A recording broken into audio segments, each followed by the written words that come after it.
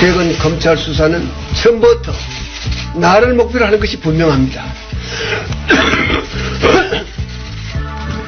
더 이상 국가를 위해 헌신한 공직자들을 짜 맞추기식 수사로 괴롭힐 것이 아니라 나에게 물어달라 하는 것이 저의 오늘의 입장입니다. 네, 이명박 전 대통령이 조금 전에 밝힌 입장인데요. 덧붙일 말이 없습니다. 이분 말씀대로, 이분 원하는 대로 해드리면 됩니다. 불러서 조사하면 다 나오지 않겠습니까? 물론 이분이 성실히 사실만을 진술한다는 조건 하에서요. 색다른 시선 김종배입니다는 오늘도 우직하게 하루를 정리해드립니다. 지금 바로 시작합니다. 뉴스 따라 읽지 않고 따져 읽습니다. 시사통과 똑기자의 뉴스 해부. TBS 보도국의 양아랑 기자 모셨습니다. 어서 오세요. 네, 안녕하세요. 자, 첫 소식은요? 네, 방금 들으셨는데 이명박 전 대통령 왜 이렇게 기침을 하셨을까요? 감기에 심하게 걸리셨는지 아니면 다른 이유 때문인지 모르겠는데 네. 이 전 대통령이 이제 최근 검찰 수사와 관련해서 성명을 발표했죠. 제가 다시 요약을 해드리면 처음부터 검찰 수사가 자신의 목표로 나를 목표로 한 것이 분명하다. 그리고 지금의 수사는 짜맞추기식 수사다 이렇게 밝혔고요. 네. 퇴임 후에 지난 5년간 4대강 살리기, 자원외교 그리고 제1롯데월드 등 여러 건의 수사가 진행이 됐는데 자신과 일했던 고위공직자의 권력형 비리는 없었다. 이렇게 네. 말을 했습니다. 네. 그러면서 최근 역사 뒤집기와 보복 정치가 대한민국의 근간을 흔들고 있다고도 규정을 했습니다. 네. 또 이 전 대통령이 이제 더 이상 국가를 위해서 헌신한 공직자들을 짜맞추기식 수사로 괴롭힐 게 아니라 나에게 물어라. 이렇게 말하기도 했는데 조사하면 다 나오지 않겠습니까? 조금만 기다리면 네. 부르지 않겠습니까? 네, 그렇겠죠. 솔직하게 이제 답을 하셔야겠죠. 네, 다음으로 가죠. 이명박 전 대통령이 이제 성명서 발표 마지막에요. 평창 동계올림픽 정말 성공적으로 잘 이루어지길 소망한다 이런 말을 해서 제가 걱정하지 마시라고 이 네. 소식을 이제 준비했는데요. 네. 남북이 오늘 판문점 남측 평화의 집에서 차관급 실무회담을 열어서 이제 평창 동계올림픽 세부 사항을 논의했습니다. 네. 북한은 평창 동계올림픽 기간 올림픽위원회 대표단과 선수단 그리고 응원단, 태권도 시범단, 기자단이 서해선 육로를 이용해서 남측으로 오는 방안을 제시를 했고요. 네. 응원단 230여 명을 파견하겠다 이런 입장도 내놨습니다. 남북은 또 이제 북측 선수단의 종목과 규모, 응원단과 태권도 시범단 파견 규모 그리고 금강산에서의 남북 합동 문화 행사 등에 대한 내용도 현재 교환을 하고 있습니다. 그러니까 이제 단일팀 구성 문제까지 이제 논의를 할 것 같은데 네. 이건 남북 협상도 있는데 남남 간에 또 갈등이 빚어지는 양상이지 않습니까? 단일팀 구성을 둘러싸고도 네, 그렇고 그러게 말입니다. 한반도기 들은 거에 대해서도 여야 입장서가 뚜렷한데 네. 이건 잠시 후 3부에서 여야 해당 의원 연결해서 입장 들어보는 시간 저희가 준비하고 있고요. 자, 다음으로 갑시다. 네, 10년 넘게 이어져 왔던 KTX 해고 승무원들의 투쟁, 우리 프로그램을 통해서도 이제 몇 차례 전해드린 네네. 적이 있었는데요. 네. 승무원들이 한국철도공사를 상대로 근로자 지위 확인 소송을 냈는데 대법원에서 이제 패소를 했거든요. 그래서 그랬죠. 이제 네. 패소 전에 받은 임금과 이자까지 합쳐서 한 사람의 1억 원이 넘는 돈을 그러니까 1인당 1억 원이 넘는 돈을 물어내야 했습니다. 네. 그런데 이제 이 문제가 종교계의 중재로 일단락이 됐는데요. 대전지방법원이 어제 이제 조정 재판을 통해서요. KTX 해고 승무원은 원금의 5% 그러니까 한 사람으로 따지면 432만 원 정도 1억 원에서 432만 원으로 줄어든 거죠. 이 금액을 3월 말까지 철도공사에 지급하고 철도공사는 나머지 정보를 포기하라고 이렇게 권고를 했습니다. 네네. 이 중재안을 이제 종교계가 제안을 했고요. 권고안에 또 포함된 내용을 보면 KTX 해고 승무원이 국제노동기구를 비롯한 유엔 산하 국제기구 그리고 유럽 의회 등에 제소를 하지 않기로 하는 내용이 이제 들어가 있습니다. 네네. 원고와 피고 양측에서 2주 동안 이의 신청이 없으면 조정이 성립되는데요. 마지막 조정 심리에서 양측 모두가 이의를 제기하지 않았기 때문에 네. 사실상 이제 조정이 성립된 것으로 보입니다. 네, 반가운 소식인데요. 아마 이분이 가장 반가울 것 같습니다. 철도노조 KTX 열차 승무지부의 김승아 지부장 잠깐 연결해서 이야기 들어보죠. 여보세요. 네, 안녕하세요. 김승아입니다. 예, 안녕하세요. 지금 한시름도 오셨죠?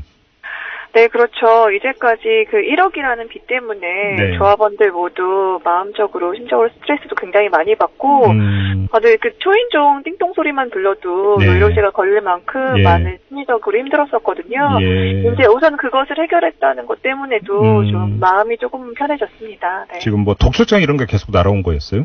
그렇죠. 이제 그 철도공사가 저희한테 소송을 걸었거든요. 네. 그래서 8,640만 원 지금 당장 갚지 않으면 이제 앞으로는 5% 돈을 붓는다. 네. 그리고 또 법원에서 이제 서류가 날라온 것이 이것을 당장 지급하지 않으면 연 15%의 이자를 붙여서 물린다. 그래서 이게 8,640만 원이 원금인데 한 달에 108만 원의 이자가 붙어요. 그래서 지금 1억 원이 넘게 된 거거든요. 그 1인당 얘기잖아요, 이 금액이. 네네, 1인당. 그러니까. 1인당. 그래서 전체 저희 33명 조합원 33억인 거죠. 네. 그 압박감이 엄청났을 거 아니에요, 그동안.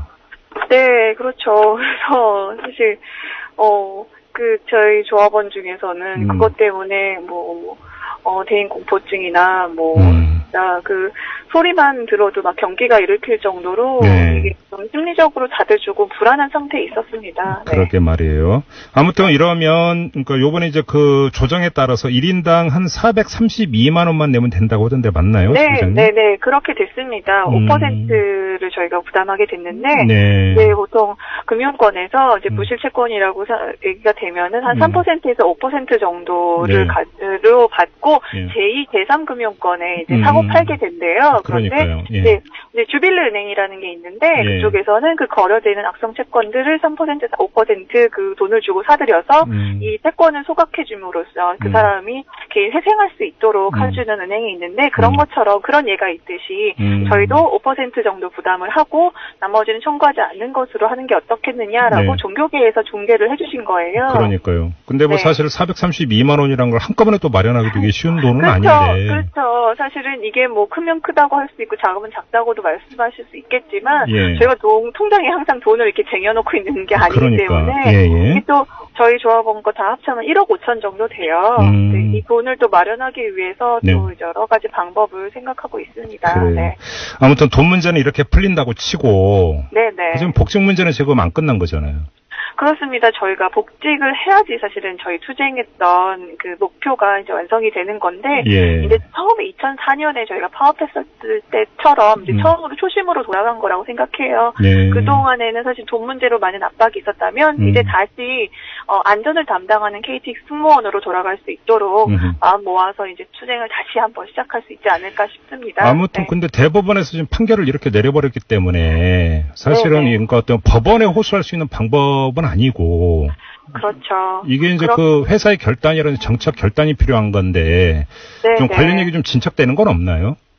우선은 김현미 국토부 장관님께서 지난 국정감사 때 노사 전문가위원회를 통해서 이 문제를 해결하겠다 말씀을 해주셨고 이제 아직 철도공사 사장님이 공석입니다. 이제 이분이 오시면 앞으로 논의가 시작될 수 있지 않을까 싶습니다. 그래도 또 이제 정권에서도 문재인 대통령과 캠프 시절에 KTX 승무원 문제를 전향적으로 해결하겠다 약속도 해주셨고 이미 KTX 승무원은 생명 안전 업무라는 부분에 있어서 이제 논란의 여지가 없는 거라고 말씀드릴 수 있는 게 이미 2015년에 철도 안전법에 KTX 승무원이 안전 업무를 하지 않아서 피해가 발생했을 경우 3년 이하의 징역 3천만 원 이하의 벌금에 처하게 되어 있습니다.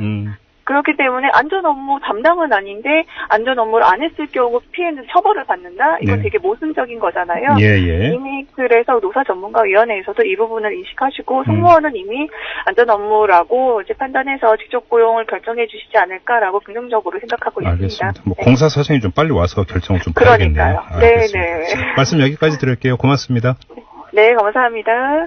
네, 노사가 이번에 이제 뭐 조정을 통해서 화해하는 모습 보였으니까 뭐 복직에 있어서도 좀 그러게요. 좋은 모습을 연출했으면 좋겠습니다. 네, 무거운 문제인데 말끔하게 좀 처리가 됐으면 좋겠습니다. 네, 자 다음 소식으로 가죠. 네, 국가정보원에서 특수활동비를 불법으로 받은 혐의와 관련해서 이명박 전 대통령의 두 측근 김백준 전 청와대 총무기획관과 김진모 전 민정 2비서관이 구속됐습니다. 법원이 자정 무렵에 증거인멸의 우려가 있다면서 두 사람 모두 구속을 결정했습니다. 이들의 혐의는 사실 저희도 몇 번 짚은 적이 있잖아요. 네, 그렇죠. 특별히 눈에 띄는 대목 나온 게 있나요? 네, 김진모 전 비서관 혐의와 관련해서 이제 모든 언론에서 좀 공통적으로 이야기를 하고 있는 게 하나 있는데요. 예. 김진모 전 비서관이 윗선의 지시로 국정원에 돈을 받았다 이렇게 진술을 했다는 점입니다.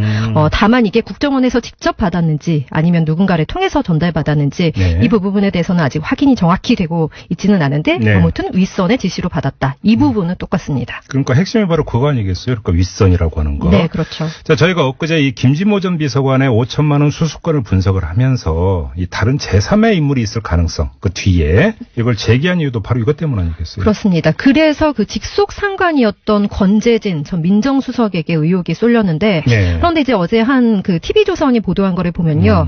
김 전 비서관이 권재진 전 민정수석은 아니다. 이렇게 진술을 했다고 나왔거든요. 자, 그러면 더 궁금해지는데 누굴까요?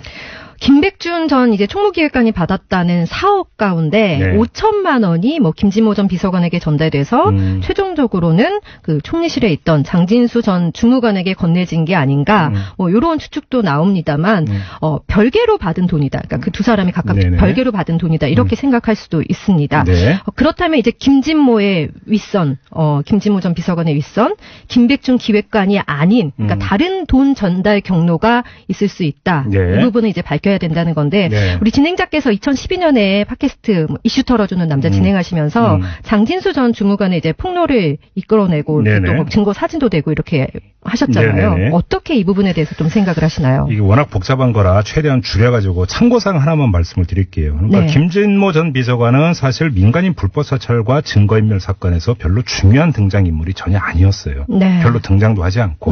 그러니까 민간인을 불법 사찰하고 증거를 인멸한 실행 주체는 뭐 다 알려진 것처럼 총리실 공직윤리지원관실이잖아요. 네네. 근데 그 공직윤리지원관실의 배후가 누구냐?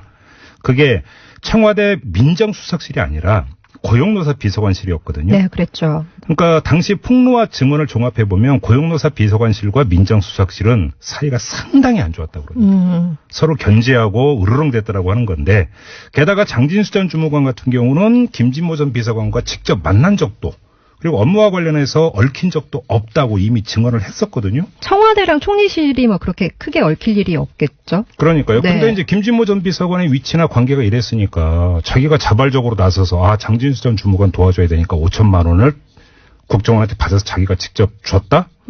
이런 일을 꾸몄다? 좋은 관계도 아니었으니까요. 그럼 가능성 네. 거의 제로라고 보는 게 맞지 않겠어요? 네. 자, 바로 이 지점에서 합리적 의심을 해야 하는 점이 하나가 도출이 되는데 공직윤리지원관실의 배우가 청와대 고용노사 비서관이었다면 이 사람이 5천만 원을 받아서 전달하는 게 상식적이잖아요. 그렇죠. 근데 왜 이 사람이 아니냐 김진모냐. 네. 이걸 밝혀야 되는 거죠. 그러니까 다시 정리를 하자면은 총리실 공직윤리지원관실 배우가 청와대 민정수석실이 아니라 고용노사 비서관이었는데 네. 왜 민정수석을 통해서 전달이 됐을까? 김진모를 통해서. 네. 네. 그 이유는 아주 간단한데요. 그러니까 고용노사 비서관이 그때 없었어요. 사라져버렸습니다. 네. 사라졌어요. 예. 네. 그 이영호 고용노사 비서관이었는데 이 사람이 사퇴를 합니다. 그래서 청와대에 네. 없었어요. 그러니까 민간인 불법 사찰 사건이 불거진 게 2010년 6월이었거든요. 그로부터 한 달 뒤인 7월에 이 사람이 자리에서 물러납니다. 그러면 이제 뭐 이런 사정이 있어서 누군가가 좀 정리를 해가지고 김진모 전 비서관에게 이제 대신 돈을 전달하라 이렇게 시켰을 수도 있다고 볼 수 있는 건가요? 일단은 그렇게 보는 게 합리적이지 않겠어요? 그러니까 민정수석실 안에서 독자적으로 그리고 자율적으로 판단한 게 아니라 최소한 고용노사 비서관실을 그러니까 이곳의 사정까지 고려해서 네. 교통정리를 할 수 있는 위치에 있는 사람. 그것도 김진모 비서관에게 이건 김진모 비서관 지금까지 나온 이야기는 자기는 돈 심부름만 한 거잖아요. 그렇죠. 윗선이 있었다고 하는 거니까요. 다른 사람들은 비서관 직급에 있는 사람에게 돈 심부름을 시킬 수 있는 사람. 더 높은 사람. 그 사람이 지시를 한 걸로 보는 게 합리적 의심 아니겠어요? 네. 이게 누구냐라는 것이죠. 그렇죠. 예. 밝혀지겠죠. 그렇죠. 네.